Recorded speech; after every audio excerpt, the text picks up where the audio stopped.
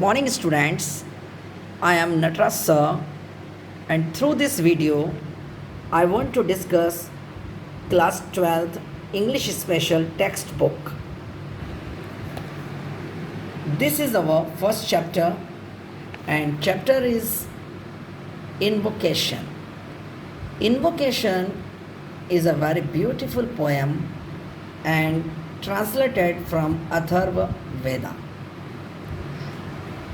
You know the four Vedas, Rig Veda, Yajur Veda, Sama Veda and Atharva Veda, composed in the classical language. Sanskrit इन सभी वेदों की मूल भाषा रही है और डॉक्टर अविनाश चंद्र बोस ने इन्वोकेशन पोएम बड़ी खूबसूरती से प्रस्तुत की है, जिसके बारे में मैं आपको बताऊंगा. But you know what is means of invocation? Invocation means आवाहन अर्थात पुकार. This poem tells us that we should love with each other. We should live with peacefully, and we shouldn't fight or quarrel with each other. My dear students, invocation poem हमें बताती है कि हमें प्यार के साथ रहना चाहिए, शांति के साथ रहना चाहिए और हमें कभी भी युद्ध या लड़ाई झगड़े के बारे में नहीं सोचना चाहिए. And you know, we live with our family peacefully, but this poem tells us we should cooperate with a stranger person and we should live with love with them. ये कविता हमें यह भी बताती है कि हम परिजनों के साथ तो स्नेह से रहते ही हैं, लेकिन जो अनजान लोग हैं जिन्हें हम नहीं जानते, हमें उनके साथ भी प्रेम पूर्वक रहना चाहिए.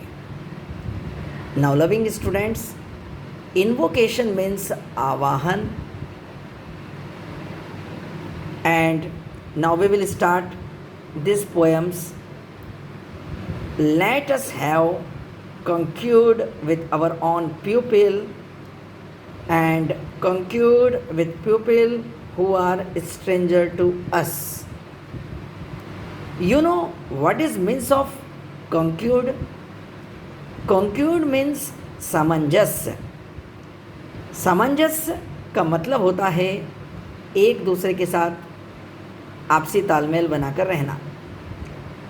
Our own people means हमारे अपने लोग, एंड स्ट्रेंजर मीन्स अनजान, अजनबी, जिनको हम नहीं जानते. These two lines tells us we should cooperate with our family and we should maintain unity also with family, and not only family, with stranger person also. My dear students, this poem tells अस, यानी ये कविता हमें बताती है कि हमें परिजनों के साथ एकता से रहना चाहिए, और ना केवल परिजनों के साथ बल्कि उन लोगों के साथ भी जिन्हें हम नहीं जानते, हमें एकता के साथ रहना चाहिए. Ashwin's create between us and the stranger a unity of hearts. Create means निर्माण करना, बिटवीन मीन्स बीच में,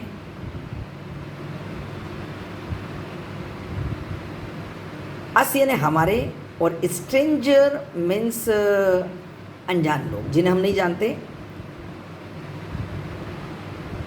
हमें अश्विन्स की तरह रहना चाहिए जो एकता को बनाकर रखते हैं. अब आपके मन में एक प्रश्न आ रहा होगा कि हु आर अश्विन्स? तो अश्विन्स जो हैं वो देवता के लिए यूज़ हुआ है, गंधर्व के लिए यूज़ हुआ है, और हमेशा वो एक दूसरे को साथ देकर आगे बढ़ते हैं, एक दूसरे को कोऑपरेट करते हैं। चलिए आगे बढ़ते हैं। We unite in our minds, unite in our purposes and not fight against the divine spirit within us. बेटे यूनाइट मीन्स मिलजुल कर एकता के साथ। माइंड्स, आपके दिमाग में एक प्रश्न आ रहा होगा, माइंड्स मतलब एक तरह से विचार, मन के विचार। पर्पसेस मीन्स हमारे उद्देश्य। फाइट मीन्स लड़ाई झगड़ा करना, अगेंस्ट यानी के विरुद्ध, डिवाइन स्पिरिट यानी पवित्र आत्मा, विथिन का मतलब होता है के अंदर। ये दो लाइनें हमें बताती हैं कि हमारा दिमाग और हमारा उद्देश्य एक होना चाहिए। Means our target and our mind would be same. क्योंकि हम देखते हैं कि जीवन का उद्देश्य तो कुछ और होता है और दिमाग कहीं और भटक रहा होता है। तो हमें ऐसा नहीं करना चाहिए। हमें अपने अंदर की डिवाइन पवित्र जो आत्मा है से लड़ना नहीं चाहिए, उसे फाइट नहीं करना चाहिए। हमें हमारे जो दिमाग है और हमारा जो उद्देश्य है वो एक लेकर चलना चाहिए। Now students, we will see last 2 lines. Let not the battle cry rise amidst many slain, nor the arrows of the war god fall with the break of the day. These 2 lines tells us we shouldn't quarrel, we shouldn't fight because no benefit. Friends, battle cry means होता है युद्ध की चीख पुकार। एमिडिस्ट का मतलब होता है बीच में।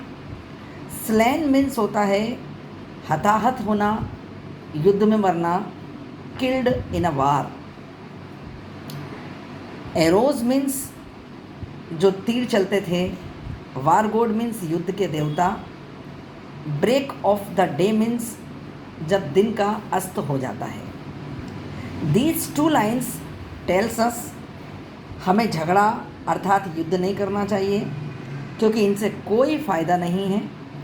और प्राचीन काल में भी जब युद्ध होते थे तो जब दिन का अस्त हो जाता था उस समय युद्ध पूरी तरह से बंद हो जाते थे, उन पे ब्रेक लग जाता था। यानी युद्ध का समय दिन की शुरुआत से दिन के अस्त होने के बीच में होता था।